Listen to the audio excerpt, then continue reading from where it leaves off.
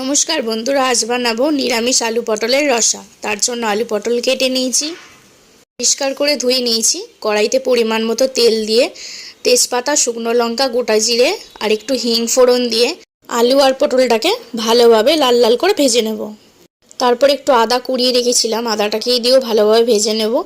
লঙ্কার গুঁড়ো, হলুদ গুঁড়ো, ধনের গুঁড়ো, জিরের গুঁড়ো আর পরিমাণ মতো লবণ দিয়ে ভালোভাবে মশলাটা কষিয়ে নেব। তারপর টমেটো কুড়িয়ে রেখেছি, টমেটোটাকেও ভালোভাবে ভেজে নেব। আর স্বাদ মতো একটু চিনি দিয়েছি, নিরামিষ তরকারি তো চিনি দিলে ভালো লাগে।